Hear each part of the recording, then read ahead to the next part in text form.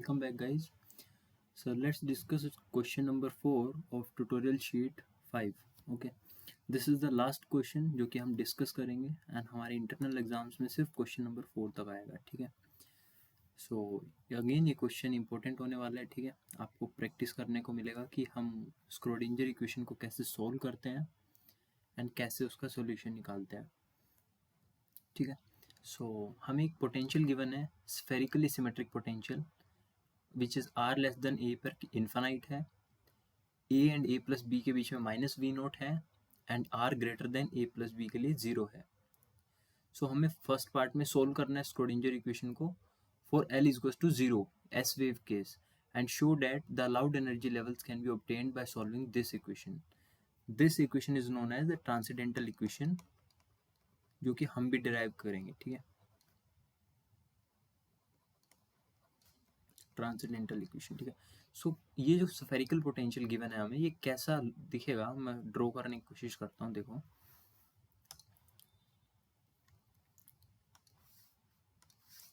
सो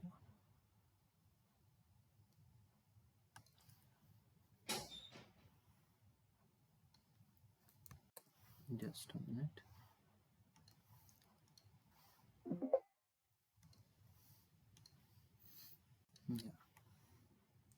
सो आपको जो potential given है हमारे पास, सो ये किस लिमिट्स के बीच में गिवन है, ए एंड बी के. सो यहाँ पर मेरा जो पोटेंशियल है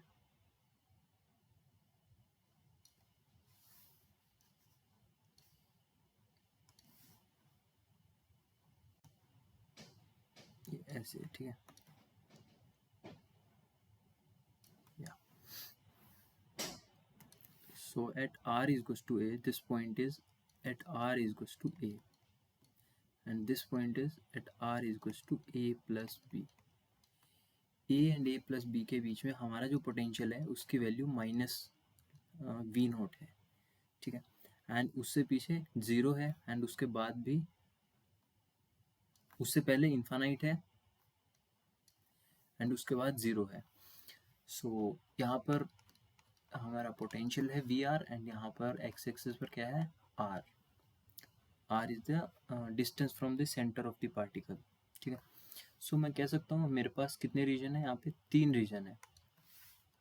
रीजन 1, रीजन 2, रीजन 3. ठीक है. सो बेसिकली हमारा जो पोटेंशियल है वो ये है माइनस वी नॉट. सो हमारी जो बाइंडिंग एनर्जी लाई करेगी इस केस में वो कहीं इस 0 से माइनस वी नोट के बीच में कहीं यहाँ पर लाई करेगी. लेट्स से जो बाइंडिंग एनर्जी है वो E is equals to minus E B है.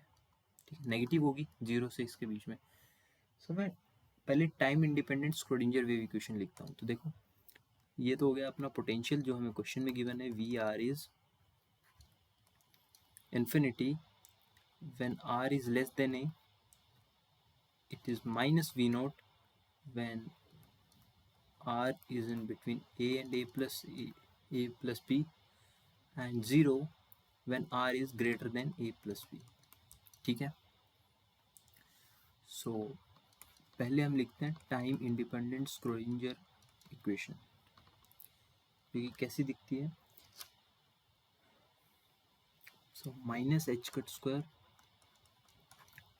Upon 2m del square U are upon del are square plus v into u of r is e of u r. ठीक है.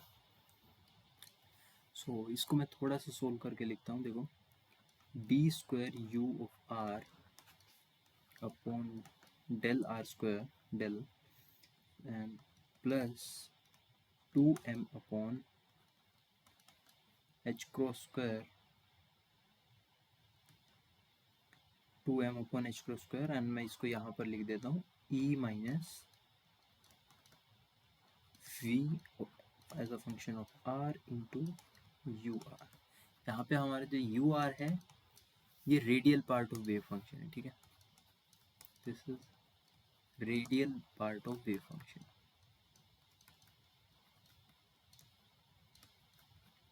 क्योंकि कैसे related होता है हमारे वेव फंक्शन के साथ, जो बेसिकली जो साई आर होता है वो यू आर अपॉन आर होता है, ठीक है। तो बेसिकली हम यू आर को लिख रहे हैं अपनी स्क्रीनियर वेव इक्वेशन में अभी के लिए। सो मेरे पास ये इक्वेशन आ गई, ठीक है। सो मैं क्या करता हूँ, रीजन 2 के लिए लिखता हूँ, फॉर रीजन 2। यहाँ पर मेरी बाइंडिंग एनर्जी मीन्स ई की वैल्यू किसके इक्वल है, माइनस ई बी के इक्वल है, एंड वी की वैल्यू कितनी है, माइनस वी नॉट है। तो मैं इस इक्वेशन में पुट करता हूँ। So del square of u r divide by del are square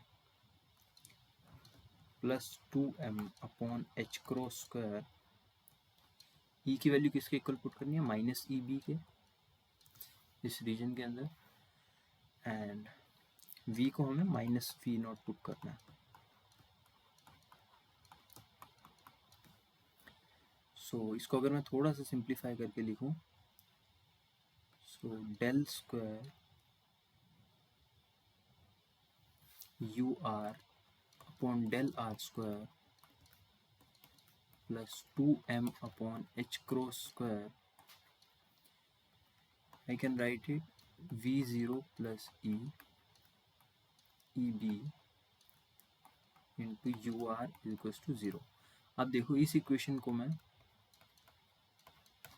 एक शॉर्ट फॉर्म में लिख रहा हूँ, k1 square ur is equals to 0, where my k1 is square root 2m upon h cross square v0 plus eb is it all right। ये मैंने इसको just थोड़ा simplify करने के लिए गया है। तो ये मेरे पास डिफरेंशियल इक्वेशन है, ऑक्सिलरी डिफरेंशियल इक्वेशन। तो इसका सॉल्यूशन मेरे पास किस टाइप का होता है, देखो मैं इसका सॉल्यूशन लिख रहा हूँ यहाँ पे। सो इसका सॉल्यूशन आएगा u of r will be equal to a sine k r plus b cos k r, ठीक है। So let's call it equation number 1, ठीक है। सो जब आप इसमें बाउंड्री कंडीशन लगाएंगे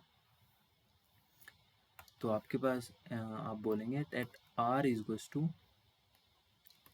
0, your wave function is also 0। So वहाँ से आपके पास कोस 0 कितना होता है, 1 होता है, एंड साइन 0 0 होता है। तो ये पूरी टर्म 0 हो जाएगी, एंड राइट हैंड साइड में आपके पास मैं लिख देता हूँ थोड़ा सा, 0 प्लस b टाइम्स कोस 0 की वैल्यू 1। यहाँ से आपके पास b की वैल्यू कितनी आ जाएगी, 0। सो वापस से इस इक्वेशन में पुट कर दीजिए। सो आपके पास जो वेव फंक्शन आएगा, मैं लिख देता हूँ उसको second wave function in second region, ठीक है, यू आर। ये सिंपली इसको अब यहाँ पे आप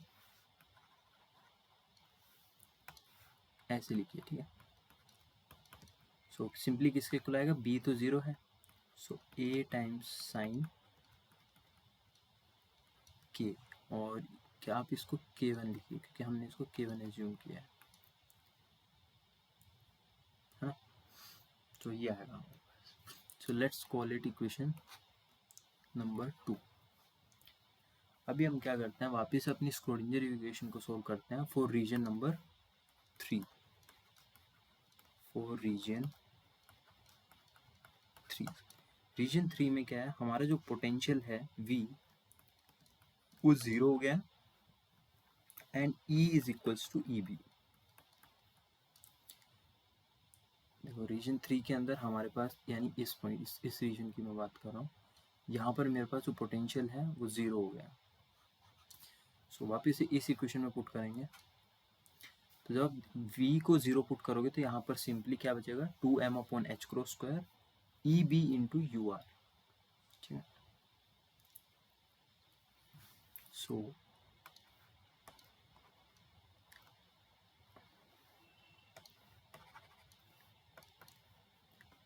del square U are upon del are square plus 2m upon H cross square E B minus 0 into u of r is equals to 0.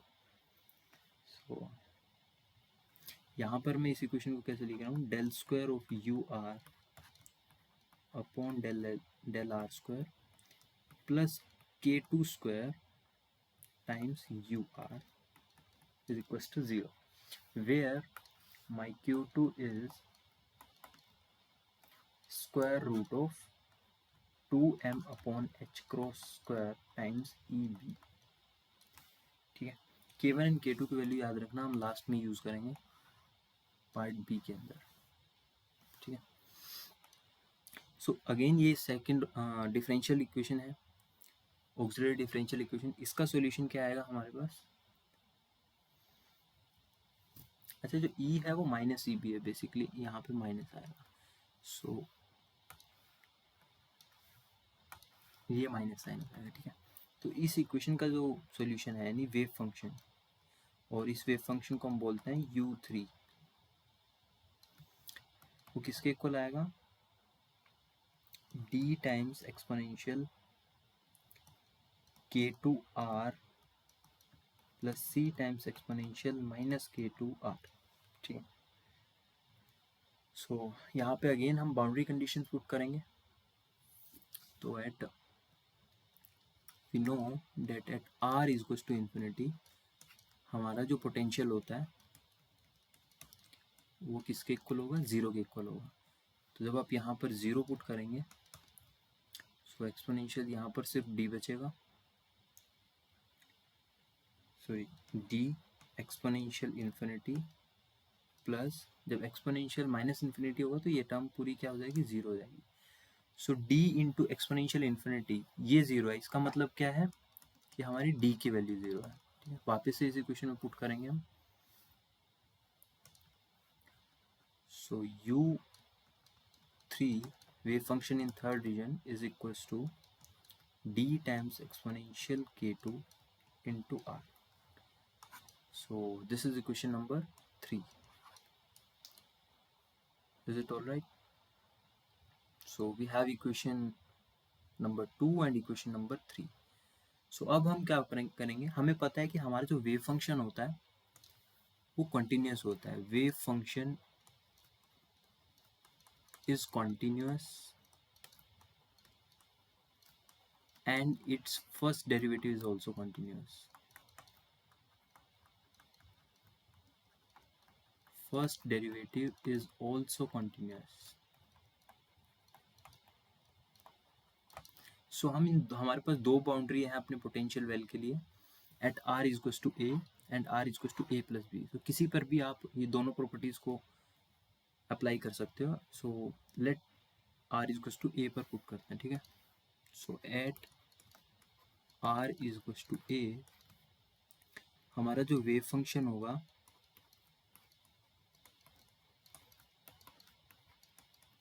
Continuous होना चाहिए, मतलब दोनों जो वेव फंक्शन है वो इक्वल होने चाहिए. सो ये सेकंड कंडीशन से हम लिखेंगे. तो यहाँ पे सिंपली, अच्छा ऑलरेडी हमने पुट किया हुआ है, सो ये आ जाएगा a साइन k1a. ठीक है, so a sine of k1a. Third region में क्या था? d एक्सपोनेंशियल k2 r की जगह a पुट कर देंगे. So let's call it equation number 1. Again at r is equals to a, so del of u2 divide by del r at r is equals to a will be equal to del of u region 3 at r is equals to a. so जब आप इसका differentiation करोगे r की terms में, basically originally यहाँ पर क्या था? r था. सो k1 बाहर मल्टीप्लाई में आ जाएगा एंड साइन का कोस हो जाएगा k1. मैं डायरेक्ट r की जगह a पुट कर रहा हूँ. सिमिलरली जब आप इक्वेशन नंबर 3 का डिफरेंशिएट करोगे सो इसका आएगा d एक्सपोनेंशियल k2r एंड बाहर k2 मल्टीप्लाई हो जाएगा. ठीक है, लगता है यहाँ पर हम कुछ मिस्टेक कर रहे हैं गाइस. सॉरी गाइस, यहाँ पर एक मिस्टेक हुई है मुझसे। देखो हमने निकाला था d 0 होगा, तो जब आप इस इक्वेशन में d को 0 पुट करेंगे ना तो ये पूरी टर्म 0 हो जाएगी, सिर्फ c की टर्म बचेगी। सो यहाँ पर c आएगा, sorry c and exponential minus k2r। तो जहाँ पर भी मैंने d लिखा है वहाँ पे c आएगा एक, तो c एंड माइनस k2r आएगा, ठीक है, सॉरी। सो जब आप इस इक्वेशन को डिफरेंशिएट करोगे तो माइनस k2 आएगा एक, तो and c exponential minus k2 है। सो ये आपके पास इक्वेशन नंबर 5 आ गई। सो इक्वेशन 5 एंड 4 को हम डिवाइड करते हैं। Divide equation 5 and 4। So a cos k1a divide by sine k1a, और यहाँ पर k1 मल्टीप्लिकेशन में भी है, इसके मल्टीप्लिकेशन में डिवाइड। सो ये minus k2 c times exponential minus k2a divide by c exponential minus k2a। तो ये वाली टर्म्स कैंसिल हो जाएंगी, a से a कैंसिल हो जाएगा एंड c मल्टीप्लिकेशन, ये दोनों टर्म कैंसिल हो जाएंगी, ठीक है। सो हमारे पास क्या बचेगा, k1 into cot k1a is equal to minus k2। This equation is known as the transcendental equation, जो कि हमें फाइंड करनी थी क्वेश्चन में, ठीक है। देखो हमारे जो क्वेश्चन में थी वो थोड़ा फॉर्म उसकी चेंज है, शायद वहाँ पे मिसप्रिंट है। सो हमारी क्या इक्वेशन आई है, k1 times cot k1a is equal to minus of k2। So इन्होंने k2 को शायद गामा लिया होगा एंड a की जगह पे b लिखा हुआ है, एंड ये जो ओरिजिनल k था ये k1 है, ठीक है। So basically form of equation हमारे पास सेम आनी चाहिए, ठीक है। So this was part A. Now let's come to part B. अब हमें क्या है, V0 एंड मतलब पोटेंशियल एंड बाइंडिंग एनर्जी। देखो जो हमने अपने इक्वेशन में EB यूज़ किया है, मतलब वो क्या है, बाइंडिंग एनर्जी। उसको आप सिंपली E लिखो या B लिखो, आप कोई भी वेरिएबल लिखो, लेकिन उसका मीनिंग सेम रहेगा कि वो बाइंडिंग एनर्जी है। तो आपके पास EB की वैल्यू है एंड V0 की वैल्यू है। शो करना है कि जो हमारे पास B है, B का मतलब A, कि हमारी जो A की वैल्यू है वो इतनी आएगी। सो देखो गाइज, अब मैंने कहा था ना k1 k2 को हम यूज़ करेंगे। सो देखो आप अगर k1 में V0 एंड EB की वैल्यू पुट कर देते हो एंड M की वैल्यू पुट कर देते हो, लेट्स से फॉर प्रोटॉन, तो इसका मास कितना होगा, 938.8 MeV। And V0 plus EB की वैल्यू पुट करते हो तो आपके पास k1 की वैल्यू आ जाएगी, एंड सिंपली k2 की वैल्यू के लिए आपको EB की वैल्यू पुट करनी है, तो k1 k2 की वैल्यू आ जाएगी बेसिकली आपके पास। तो मैं बताता हूँ आपको, आप वैल्यूज पुट करना। तो आपके पास जो k1 की वैल्यू आएगी, मैंने कैलकुलेट कर रखी है। सो k1 की आपके पास वैल्यू आएगी 0.95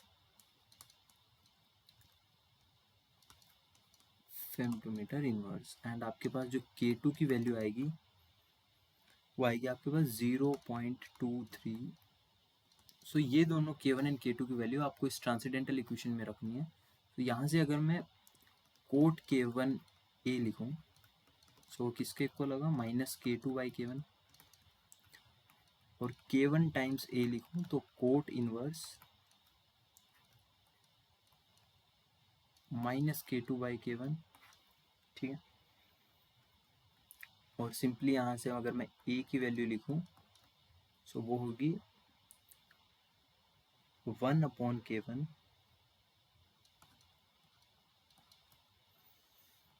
कोट इनवर्स माइनस k2/k1। जब आप इनकी वैल्यूज को पुट करते हो, 0.95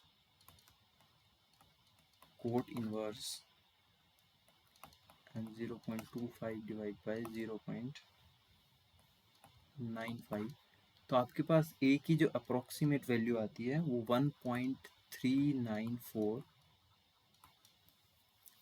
फेम्टोमीटर इनवर्स आती है, ठीक है। ये ऑलमोस्ट हमने जो क्वेश्चन में गिवन है उसके इक्वल है, एग्जैक्ट वैल्यूज तो नहीं आई लेकिन हमने शो कर दिया कि अप्रोक्सीमेटली उसके इक्वल आएगी, ठीक है। So this was question number 4। Tutorial sheet 5 में आपको इतना ही करना है, क्वेश्चन 1 2 3 4 हमने चारों क्वेश्चन डिस्कस किए हैं। एंड ट्यूटोरियल शीट 5 हमने डिस्कस कर ली, 4 कर ली, 1 2 के ऑलरेडी मैंने सॉल्यूशंस अपलोडेड हैं। सो अभी आज के लिए इतना ही रखते हैं, ठीक है। इस वीडियो में कल मैं एक बार कोशिश करूँगा कि ड्यूट्रॉन के ऊपर कुछ एक्स्ट्रा क्वेश्चंस आपको प्रैक्टिस कराऊं एंड पार्टिकल फिजिक्स की जो और रिएक्शंस, ये दोनों आपको मैं प्रैक्टिस कराऊं, क्योंकि इन दोनों का वेटेज कितना है, अराउंड 20 मार्क्स के अराउंड है, ठीक है। ट्यूटोरियल्स के जितने भी क्वेश्चन थे वो हमने डिस्कस कर लिए हैं, अब कुछ एक्स्ट्रा क्वेश्चंस प्रैक्टिस कर लेंगे इनके, ताकि आपकी जो प्रिपरेशन है वो और ज़्यादा अच्छी हो जाए, ठीक है। सो इतना ही रखते हैं आज के लिए, थैंक यू, बाय बाय।